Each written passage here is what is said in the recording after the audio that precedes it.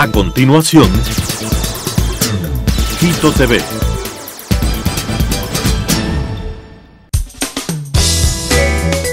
Clasificación A.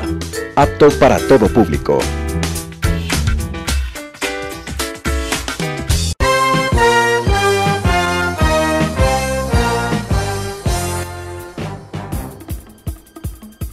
Un tiempo con las noticias desde la capital.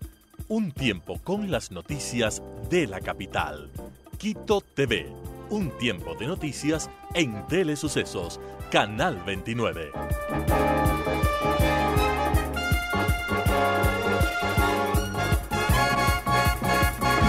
¿Qué tal, amigos? Bienvenidos al espacio de entrevistas Quito TV por la señal de Telesucesos para la provincia de Pichincha 29 y 29.1, además 73 TV Cable, 43 Claro TV, y desde cualquier parte del mundo nos pueden seguir en tiempo real en nuestra página web www.telesucesos.net o en Facebook entran Telesucesos Quito, 24 horas del día, todos los días, 24 horas al día, todos los días del año, la señal en vivo y en directo de Telesucesos.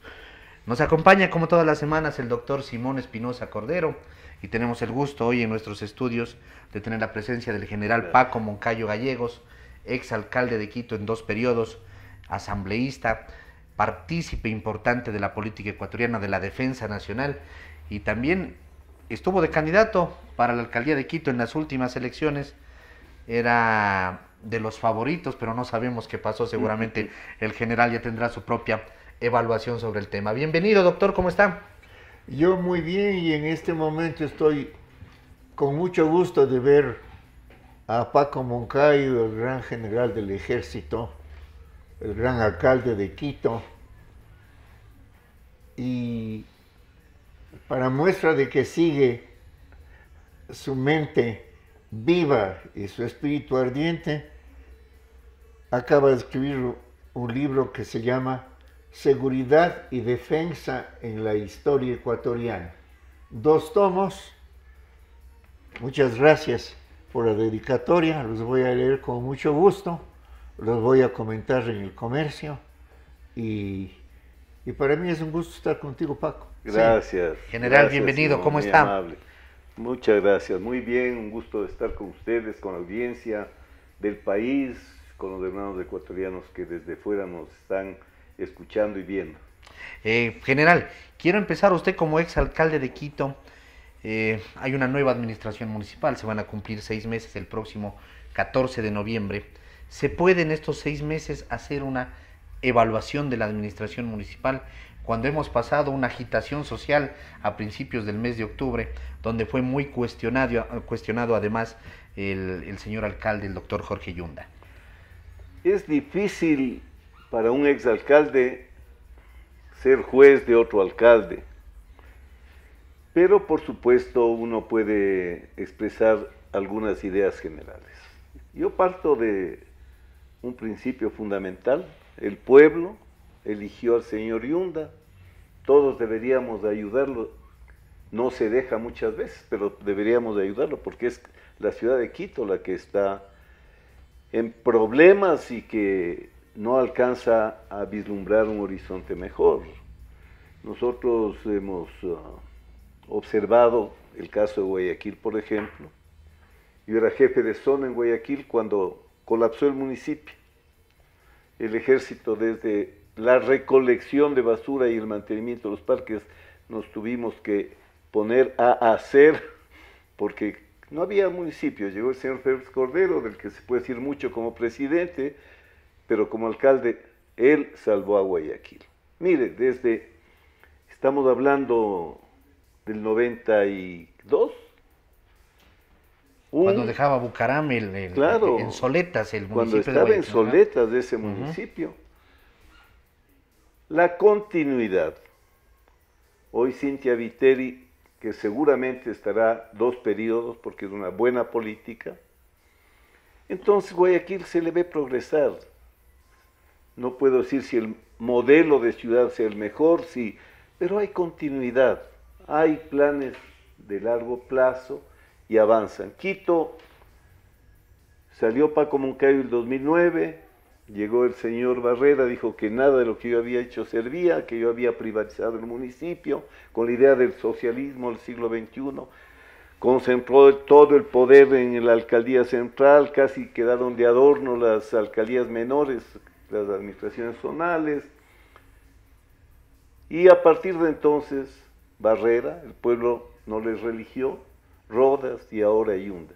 Y la ciudad sin norte, la ciudad está deprimida. Usted en cualquier barrio que vaya a converse. Y encima de todo esto, hemos tenido que pasar esta agresión infame, indigna, que quizás un ejército de ocupación no habría hecho la destrucción con tanta furia, con tanta rabia, con tanto afán de destruir, que lo que hicieron estos, que no sé cómo siquiera calificarlos, de insurgentes o lo que sea, levantados. Todo eso ha sumado para que los quiteños no nos sintamos bien. Esperemos que podamos recomponer las cosas, tomar rumbo nuevamente, ver un proyecto de ciudad. Nosotros presentamos un proyecto de ciudad al 2036. Se lo botó la basura. Todo está botado a la basura. Bueno, pero vuelvo a decir, ese es el alcalde que tenemos.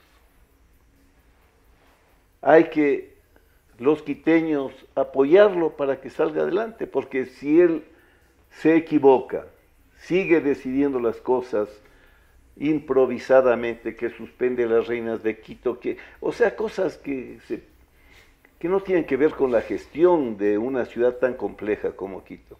No es él el que va a sufrir las consecuencias, vamos a ser nosotros, nuestros hijos, nuestros nietos, los quiteños y las quiteñas que aquí entendemos por tales a quien aquí viva, no importa dónde haya nacido, porque es una ciudad metropolitana, cosmopolita. Nosotros vamos a sufrir. Hay que tratar de ayudarle para que salga adelante, salga bien, que eso es el mensaje que yo puedo darle al señor Yunda. Claro, totalmente. El señor general Paco Moncayo, cuando hubo un peligro, no exactamente igual, pero parecido, con mi coronel Gutiérrez, y él planeaba una invasión a Quito. Usted la defendió muy bien. Cuéntenos un poco para que los quiteños vean cómo se hace la cosa. Qué importante que es recordar estos temas para que no se tergiversen. Mire, nosotros estábamos en paz en Quito. Cuando se produce este hecho de decapitar a la Corte Suprema de Justicia, a un poder del Estado, para poner una pichicorte que tenía la consigna de volverlo a traer al señor Bucarán.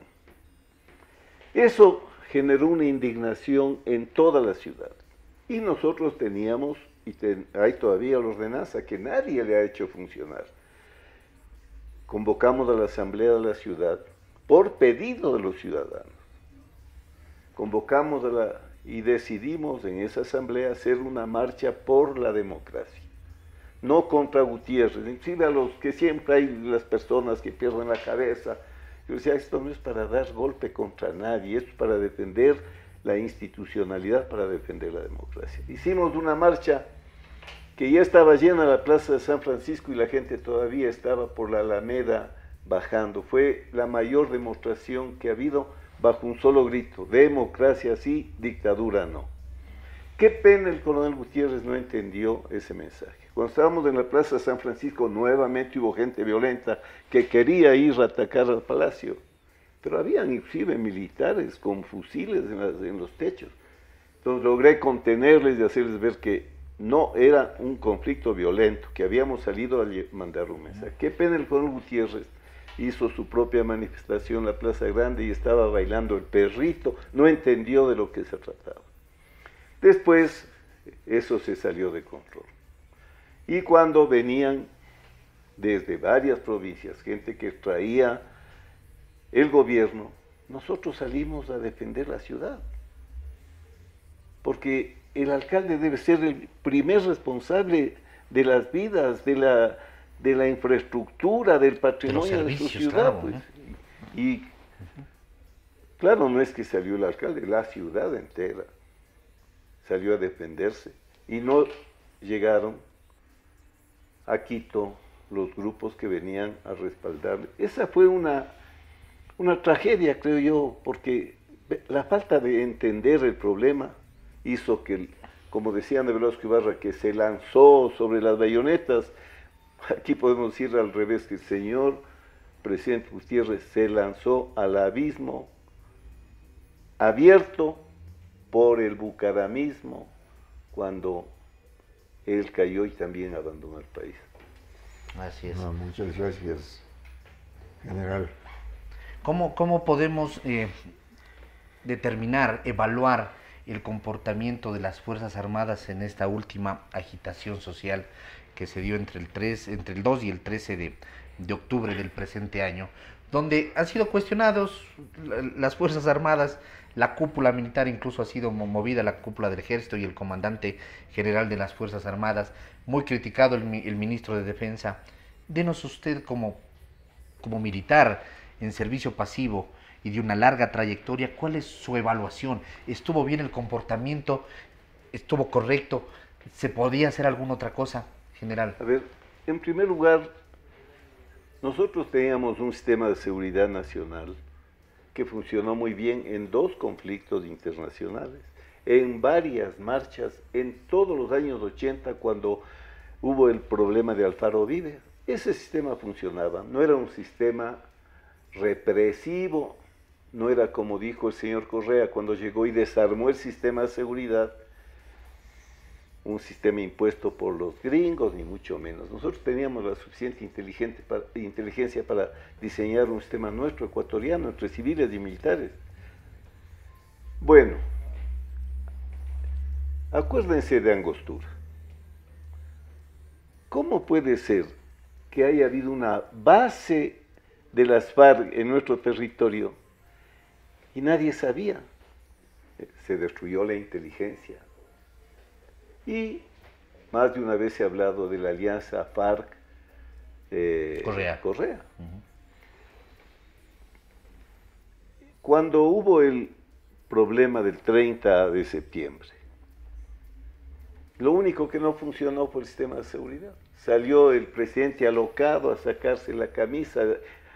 El presidente a un cuartel que estaba levantado por tema de sueldos, porque eso era todo. Él creó el problema y después... Y además, perdone que le interrumpa, hubo el dato cómico de que el señor encargado de la seguridad, un civil, estaba atendiendo un seminario sobre seguridad, ¿no? Claro, claro, así fue. Entonces, llegó el terremoto de Manabí.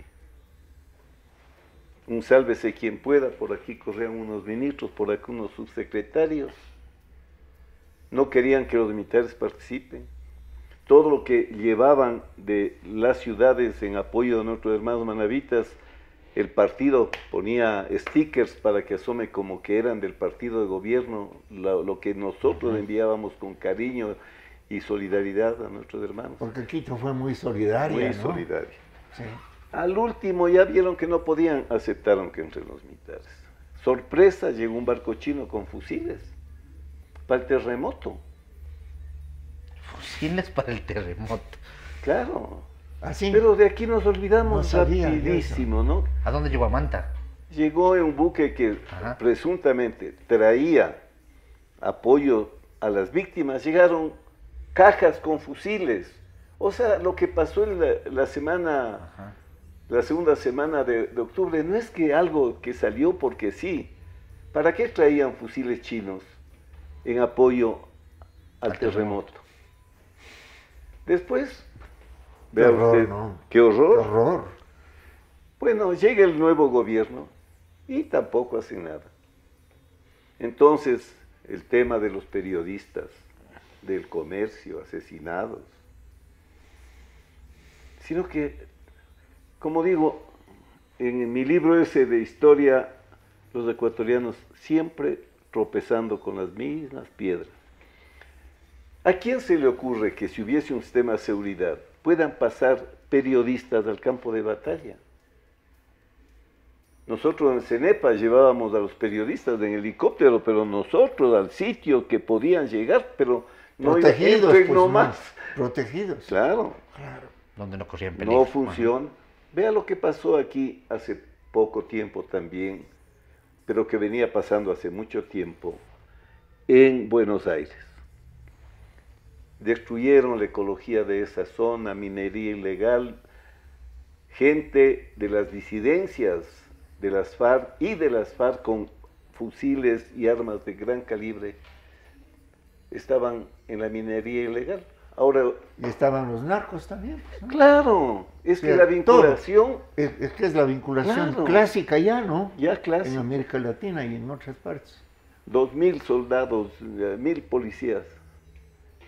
Si hubiese un sistema de seguridad, no debía haber pasado lo que pasó. No se allí, hubiera pues. generado. Tan pronto como estaba el problema, se tenía que haber actuado para evitar que el problema termine agrandándose tanto. Hemos vivido sin un sistema de seguridad. Ya 12, 13 años. Entonces hoy nos pasa esto. Vuelvo a poner la hipótesis de que funcione un sistema de seguridad. La medida de la supresión de los subsidios a los combustibles era una medida que tenía que ser muy bien estudiada, analizar qué efectos podía tener y cómo íbamos a estar preparados para las reacciones que se debían seguramente dar. Le voy a decir que el tema de subsidios es tan sensible que nosotros estábamos en guerra el 81. Los peruanos estaban bombardeando Mayaicu, Machinaza, y ese gran presidente, ese gran ser humano, ese gran señor que fue Roldós, el presidente Roldós, quiso subir la gasolina. Y no importaba que estábamos en guerra, las calles de Quito, la FESE, bueno, grandes manifestaciones contra el presidente. No se olviden que inclusive tuvo eco aquello, cuanto así que el día que condecoraban a los militares que estuvieron combatiendo, le dieron la peor rechifla de la historia a este gran presidente. El y poco día de su después muerte, murió, ¿no? Poco después murió. Entonces, si hay un sistema de seguridad, una decisión que se va a tomar, también hay que tomarla desde este punto de vista, pues. ¿Qué efectos puede tener? Ustedes saben que el señor Bucarán se cayó porque quiso subir el gas, no porque bailaba con coristas, no porque...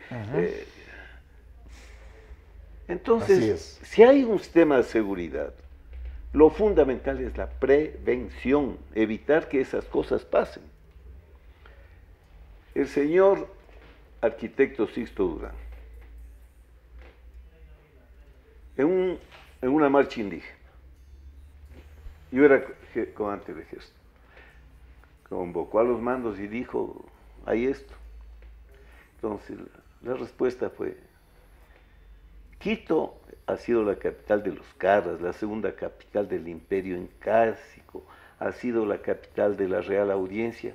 Si vienen los indígenas a su capital, hagámosles una calle de honor y que vengan.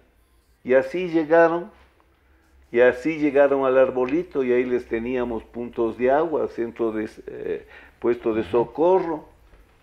El presidente Sixto les recibió, hablaron, porque hablando se entiende la gente, solucionaron, no hubo un acto de violencia. El mismo presidente Sixto Durán,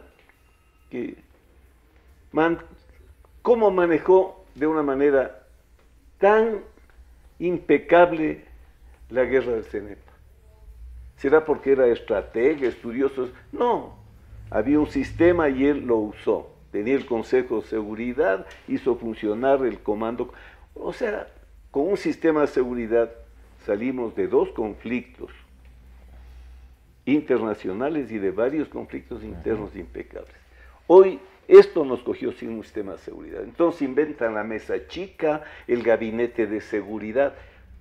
No saben que la seguridad y la defensa no son temas de militares y policías y fiscales y jueces. Son temas del conjunto de la sociedad y de todo el sistema de gobierno. Es parte importante. Claro. Hay que volver a armar este sistema de seguridad de inteligencia. Y eso es lo que hay que hacer. Y no ese sistema de inteligencia que se armó a través de la SENAIN, que era para seguir a los rivales políticos o a la oposición. Claro, la inteligencia del corazón del sistema de seguridad. Esto es bueno que oiga la gente civil porque no saben de estas cosas. Pero es muy útil que la gente aprenda. Cómo funciona. Paco Moncayo, general sentado en Patuca. ¿Acaso que yo tomaba las decisiones sin estar con todo mi Estado Mayor?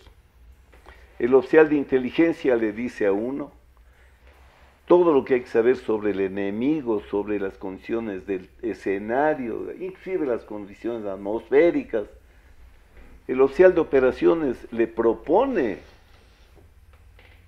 cursos de acción estratégicos. El oficial de logística le dice, tenemos recursos solo para 3 días o para 4 días. El oficial de personal le dice, estamos con la gente al 80%, sí estamos operables. O sea, el comandante decide sobre la información que recibe. Eso que inició en Alemania, que crearon los Estados Mayores, hoy funciona en todas las grandes empresas y pequeñas empresas. Un gran gerente de una multinacional tiene su staff y oye a todos antes de tomar una decisión. Entonces, aquí la inteligencia no es que es lo único, no, la inteligencia es del corazón porque da una información, pero hay un sistema de toma de decisiones. ¿Por qué se inventaron esto los alemanes? Porque usted en una guerra no puede darse el lujo de equivocarse. Si es un gran cirujano y mala suerte se equivoca, se le muere el paciente. Si usted pierde una guerra, puede ser una tragedia como fue para nosotros el 41, una tragedia sin nombre. Entonces, para evitar que se equivoque el tomador de decisiones, hay estos sistemas. Eso es lo que le hace falta al Ecuador y es lo que rápidamente debemos recomponer. Interesante, ¿no? Doctor, muy interesante porque creo que todos nos quedamos asombrados de la actuación de las Fuerzas Armadas en este último conflicto, en estas manifestaciones, porque veíamos que no sabían qué hacer. Así es una pena decirlo. También hubo una intención que hay que decir. Las revoluciones, las insurgencias en los años de la Guerra Fría, aquí no tuvieron éxito porque hubo sistemas de seguridad y que frenaron el avance de esos movimientos. Fue una verdadera guerra. Cuba estaba el centro de comando de todo lo que pasaba en América. En Panamá estaba el centro de comando y capacitación de los militares. Los Estados Unidos impusieron unas dictaduras brutales. Eso tampoco se puede olvidar. Por suerte, hubo países como Ecuador, Perú, Panamá y Venezuela, que tuvieron su propia visión de los problemas, que decían, el problema no son los comunistas, el problema es el hambre, el problema es la injusticia, si es que no se corrige, y esto hay que decirlo ahora también. Por eso está pasando lo que pasa en Chile, porque América Latina es el continente más injusto, el que peor distribuye la renta y el más violento. Entonces aquí hubo países que pensaron distinto a de cómo pensaban los americanos, de que esto era un tema militar, que había que matar a los guerrilleros. Aquí y esa era nuestra filosofía, de la seguridad nacional. Los problemas nacen cuando hay una sociedad que se siente abandonada, con hambre, sin empleo. No es que asoman con libro de Marx, de Engels, no. Asoman con las barrigas vacías. Y de eso se aprovechan los incitadores, por supuesto. Vea usted, entonces, con esta idea de seguridad, se puede ir a afectar las causas para no tener que suprimir los efectos. La violencia es de efecto, no es causa. Eso es algo que se debe debatir. Hoy deberíamos estar debatiendo los ecuatorianos qué sistema de seguridad necesitamos. Entonces ellos inventaron que seguridad solo hace la policía y que solo en las guerras externas actúan los militares, lo cual es un absurdo. ¿Cuál era la idea?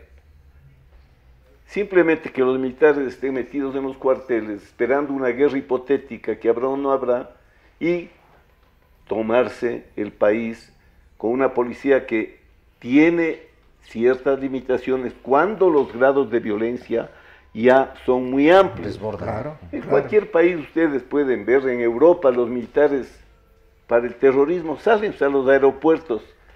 Entonces, a las Fuerzas Armadas se les dijo, no, ustedes defensa, vayan allá a la frontera, que algún día debe haber guerra. Y estos son solo temas de policía. Con esa falsa apreciación, no estaban preparados para lo que vino. Voy a decirles, antes los militares y los policías se entrenaban juntos, se educaban juntos, porque podía llegar estos niveles altos de violencia en los que tenían que operar juntos. Yo fui profesor de la academia, Academia de Estado Mayor de la Policía. En los cursos de comando conjunto estaban policías, militares. En el IAEN estaban periodistas, políticos, burócratas, policías, militares. Claro. Porque la seguridad es de todos. Entonces ahora, ¿cómo iban a operar bien policía y militares si nunca se entrenaron juntos, si nunca operaron juntos, si no tenían planes conjuntos? Todo esto es lo que hay que ver. No, facilito, bótales a 2 militares y no pasa nada, porque los militares son obedientes, se van nomás. No, la cosa es demasiado grande y grave para creer que se soluciona con votar a 2 militares como chivos expiatorios y no reconocer la profundidad del problema. ¿Qué tiene que ver el famoso libro blanco del que se habla, en el que se dice que se dispone que las Fuerzas Armadas actúan en determinados momentos, en determinadas instancias? Pero esto, si no están preparados, si no están equipados, no sirve de nada además. Bueno, el libro blanco es una política democrática por el mismo hecho de que la seguridad y defensa no son temas militares exclusivos. Entonces, los libros blancos que hay en todas partes son para que la gente sepa cómo está organizada la seguridad, cómo está organizada la defensa militar y la defensa en general de un país. Para que la gente sepa. Claro, pero no sabemos, ¿no? Pero claro, bueno, está en las redes de ese es. libro. Por eso es que hace falta también el IAEN, por eso es que hace falta el un Instituto centro de Altos estudios Estudios Nacionales. para la seguridad, no para indoctrinar del socialismo del siglo XXI. Porque ahora es una a la universidad gente. el Instituto de Claro, IAEN. y hay tantas universidades y tan buenas para posgrados. Ahí tenemos la Flaxo, la Andira, para citar solo 2. Esta tenía un fin, que era los altos estudios de la seguridad, que no es reprimir, que no es matar, que no es... La seguridad, como he explicado, es buscar con anticipación las causas que generan conflictos, que los agravan y que pueden desembocar en violencia, como hemos visto ahora. Entonces, el libro blanco no cubre todo. Por otra parte, el libro blanco es de la defensa nacional. Y no es un documento de la seguridad nacional. ¿Cómo puede haber defensa nacional que no esté cubierta por una visión de seguridad? En este gobierno, tanto el señor ministro de Defensa, que es un muy buen profesional, como la señora María Paula Romo, que es una muy buena persona y muy buena política, hicieron un plan de seguridad, pero que parte de errores fundamentales. Por ejemplo, creer que la seguridad es un tema de riesgos, defensa y seguridad interna. la seguridad abarca a todo el Estado y a toda la población. España es una democracia. Europa, para estar en la Unión Europea tienen que ser democracias liberales. Y ahí el señor jefe del gobierno para los temas de seguridad se reúne con el Consejo de Seguridad en que están representados todos los sectores. Antes de aquí había un sistema en que estaba el frente económico, el frente político, el frente social. Entonces aquí han segmentado a la seguridad, como que fuera un tema del Ministerio de Defensa, del Ministerio de Gobierno y de la Secretaría de Riesgos. Claro, había, ¿cómo se llamaba la institución esta que había con estos representantes? No me acuerdo. Ese era el Consejo de Seguridad. El Consejo de Seguridad, que se reunió cuando hubo la guerra del 81, del 95, porque ahí están todos los poderes del Estado. Por eso lo destruyó Correa, ¿no? Claro, no es que el gabinete sectorial, ¿de dónde sacan estas cosas? El gabinete sectorial de seguridad. Seguridad no es un tema sectorial, es un tema del conjunto del Estado. Además, todos los niveles de gobierno. Por eso también reclamaba, y con justicia, Quito, aquí, ¿dónde está el alcalde?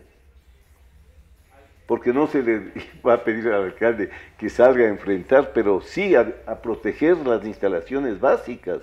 Si se están yendo a tomar, por ejemplo, las fuentes de agua, que es un servicio municipal, que proteger la movilidad, que es un servicio municipal. Por eso hay que repensar. Yo no soy dueño, la verdad. He sido profesor mucho tiempo de estas cosas, he escrito varios libros, pero eso no me da la titularidad de la verdad. Puede ser que de lo que hoy he hablado no sea como digo.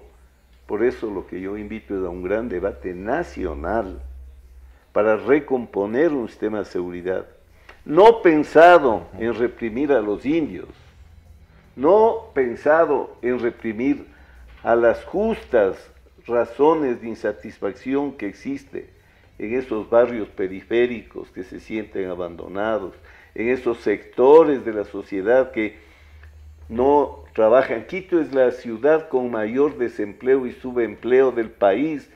¿Acaso que con militares, con policías a bala o con gases usted va a superar esos temas? Por eso se decía antes que seguridad y desarrollo van de la mano. No puede ser seguro un país donde el 1% de los ricos se lleva el 50% de la riqueza que genera todo un país. Ahí está la razón. Vean, nos ponían de modelo Chile, que el Ecuador debe ser como Chile, que aprendan de Chile. Ahí está. Un sistema en el que unos pocos ganan todo y unos muchos se sienten perdedores, no es seguro. Eso no es seguridad nacional. Seguridad nacional no es dar balas. La mejor seguridad nacional sería una en la que nunca tengan que salir los militares a las calles, en la que los policías puedan andar solo con bastón como andan en Londres los policías. Los bobbies. Eso, policía viene de polis, ¿no es cierto? Claro, de ciudad. Eso sería lo ideal. Entonces, yo no estoy defendiendo militarizar la seguridad, no, estoy diciendo todo lo contrario. Volver a conformar un sistema de seguridad, claro, una estructura. Claro, es una charla sumamente interesante y usted tiene razón en muchos, porque ha trabajado en eso. Ahora yo creo que el egoísmo, como se ve en Chile, ¿no? El egoísmo y el ansia de dinero son, como acaba de decir usted, la causa, ¿no es cierto? Y yo creo que, no tengo datos, pero cuando el gobierno insiste tanto en que al elevar los combustibles, los más afectados eran los contrabandistas, Y los contrabandistas no están solo en la frontera norte y sur. Los contrabandistas están a la orilla del mar. 40 años de enriquecimiento. ¿Cuánto millonario habrá que ha sido subsidiado por el Estado? Así es. Y ellos también protestaron por Lázaro, con un cinismo único. Claro. Pero de eso no se habla, ¿no? Claro. Pero es que... ¿Qué piensa de esta Mire, observación mía? Vea usted, Simón, hay que hacer un mapa de actores. Evidentemente, mafias de contrabandistas permiten un subsidio de un país como el Ecuador a dos países que tienen mejores economías como son Colombia y como son el Perú. Por ahí oigo, entonces el Estado que controle, mire, yo he sido comandante en Macará, he sido comandante de la Brigada del Oro. Usted ni poniendo todas las Fuerzas Armadas en la frontera con Colombia puede controlar todos los pasos, porque si controla este paso le abren otro, porque es un gran negocio. Entonces no es la solución, entonces ha fracasado el Estado. Ningún Estado puede controlar precios que no sea a través de mercado. Si es que fuese al revés, que la gasolina es baratísima en el Perú, estaríamos nosotros comprando. Contrabandeando. Eso entonces no es de hablarse muy simplemente. Que el diésel es materia prima fundamental para la producción de la coca, todos sabemos. Vaya a ver dónde están los más grandes sembríos de coca, de la hoja de coca. En Colombia, frente a la provincia de Esmeraldas, en el sector de Mataje, y frente a Sucumbíos. ¿Por qué estarán ahí?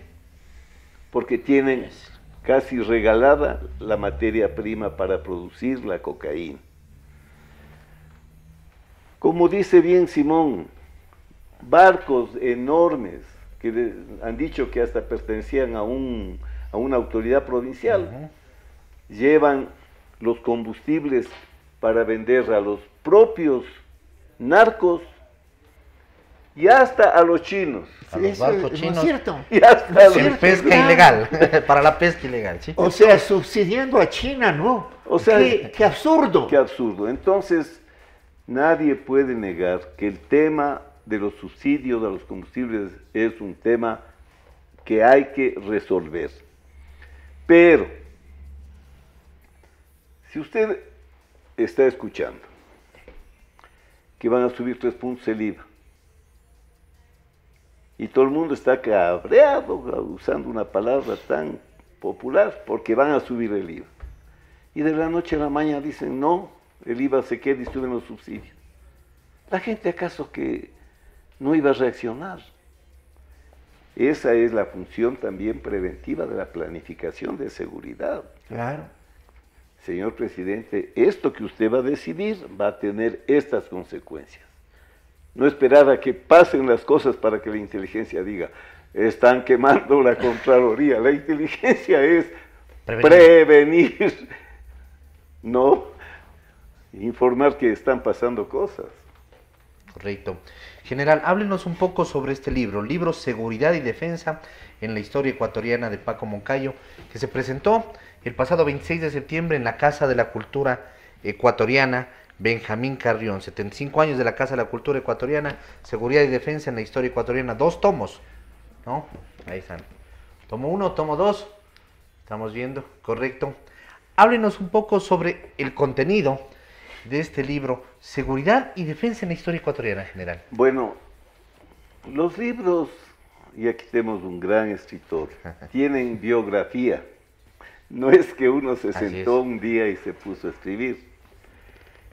La biografía de este libro comienza cuando yo fui a estudiar a la Universidad Central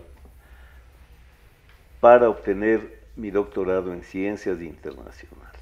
Ya. Después de eso, el Instituto de Posgrado de Ciencias Internacionales me honró con la cátedra del Derecho Territorial Ecuatoriano. Y el Derecho Territorial Ecuatoriano que uno enseña y que uno aprendió, comienza desde la formación del Estado ecuatoriano y comienza con el estudio de los pueblos aborígenes, de la invasión de los incas, la guerra civil entre Atahualpa y Huáscar. Entonces yo fui profesor muchos años de esta materia, que además estaba vinculada a mi vocación militar, pues no. Claro. Porque Claro. para eso me hice militar. De manera que ahí lo que está es la historia de la seguridad y defensa desde los Quitucaras hasta la paz del 98. Les va a resultar muy interesante de leer a cualquier persona que quiera entretenerse, porque si es entretenido, por ejemplo, saber cómo se graduaban de oficiales los incas, qué cursos hacían, Ah, sí. sí, cómo se escogían los candidatos, cómo funcionaba la logística en sus campañas. Y la parte más apasionante, que es la colonia. La colonia en las dos grandes etapas, la una bajo los austrias y la segunda bajo los franceses, los cambios de siglo en 1700, y aquí hay documentos realmente impactantes, ¿no? Como las memorias secretas de los dos marinos españoles, Claro, cómo relatan la corrupción de los funcionarios, la corrupción de los curas, el maltrato a los indígenas. Hay una parte que resulta hasta poética, ¿no? Dice, o sea, compara a los indígenas que trabajaban en los obrajes con los remeros, pues, que ponían a los esclavos en las embarcaciones, los galeones. Y dice que como los galeones, pero sin esperanza de llegar a ningún puerto. Qué terrible, ¿no? Terrible. Qué terrible. Terrible. Es un libro que está ya en las principales bibliotecas. No, está en la Casa de la Cultura. En la ¿no? Casa de Está la Cultura. En la Casa de la Cultura, sí. Podemos acercarnos a adquirir Por supuesto. el libro, los dos tomas, porque además existen referencias sobre la situación mundial, regional, local, que nos va a permitir entender el fenómeno que está sucediendo eso a es nivel clave, global. Eso es la clave. Por ejemplo, en los temas de seguridad en la colonia. Primero, un estudio de lo que está pasando en el mundo, lo que está pasando en Europa, porque nuestro pedacito de suelo, de geografía, no está en otra galaxia, ¿no? Y todo lo que pasa influye en nuestra realidad. Entonces, cada uno de estos ensayos están debidamente documentados, son 17, parten de una visión global. Por ejemplo, para estudiar el periodo de la Revolución Juliana. No entiende usted qué pasó en la Revolución Juliana si no entiende lo que está pasando en Europa. Hay otra cosa fantástica, por ejemplo, del padre del general Leonidas Plaza Gutiérrez. El padre de Leonidas Plaza Gutiérrez era maestro en Manabí. Y en el gobierno liberal le mandaron a Cuenca, estuvo de gobernador en Cuenca. Y él escribe a su hijo y le dice que lo que está pasando en Europa se refiere al marxismo-leninismo. Es la luz que va a iluminar al mundo y a cambiar la historia de los pueblos. Un maestro de una provincia, de un paisito pequeñito. Y una provincia relegada. O sea, siempre es muy importante ver qué influencia hubo por ejemplo, de la revolución, qué influencia hubo, sí, de la revolución bolchevique en los jóvenes julianos. ¿Qué influencia hubo del gobierno fascista en los jóvenes julianos? No se olvide que Tamayo contrató a una comisión de oficiales italianos para que vengan a modernizar las Fuerzas Armadas. Y uno de los frutos es el general Enríquez, pues no. Claro. Que realmente que asimiló lo bueno, ¿no? Asimiló y fue todo lo brillante en lo social, ¿no? Claro, claro. Y con su código de trabajo nos ha dado paz por muchos años. Por ¿no? muchos años. Sí. Hasta ahora está con reformas vigente un código del 37, hecho en un gobierno de un militar. Por eso yo digo, ¿por qué aquí los trabajadores no han sido tan violentos como en otras partes? Porque hubo un código de trabajo que encauzó sus justas reclamaciones por la vía legal. ¿Por qué en el Ecuador no hemos tenido la tragedia de Colombia, de las FARC, ELN, M-19? Porque aquí sí hubo reforma agraria. Que fue obra de los militares. También de los militares. Eso solamente hago esta observación. Qué curioso resulta que muchos indígenas toman a los militares como enemigos, cuando en la Junta Militar del 63 en adelante y en el gobierno del general Rodríguez Lara se hicieron 2 reformas agrarias sustanciales. Claro. Se suprimió el Guasipún, imagínense. Fueron pasos preventivos. Preventivos, claro. Porque si no hay justicia social, no puede haber paz, no puede haber libertad en el sentido pleno que quisiéramos vivirla todos los seres humanos. General, doctor, me hacen ya la seña de corte, nos hemos quedado sin tiempo, pero asimismo como el libro del general, va a haber un tomo 2 de esta entrevista, así que lo vamos a invitar uno de estos miércoles que viene para poder seguir exprimiéndole. Claro, ¿no? de acuerdo. Exprimiendo al general se va a llamar el programa. General, muy gentil por haber estado aquí. Gracias, general. Doctor, gracias también.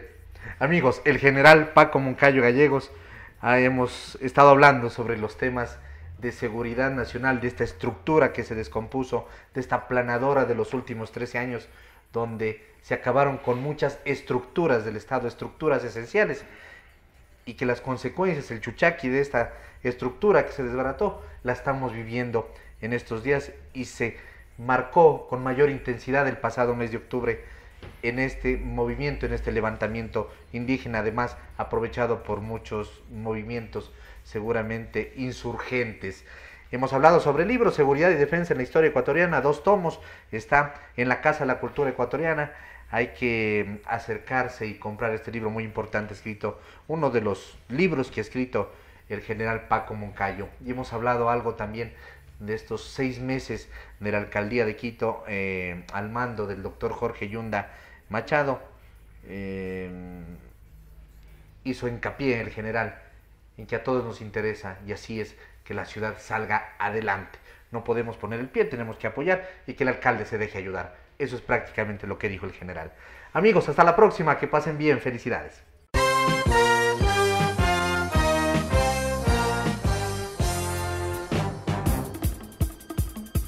Un tiempo con las noticias desde la capital. Un tiempo con las noticias de la capital. Quito TV. Un tiempo de noticias en Telesucesos, Canal 29.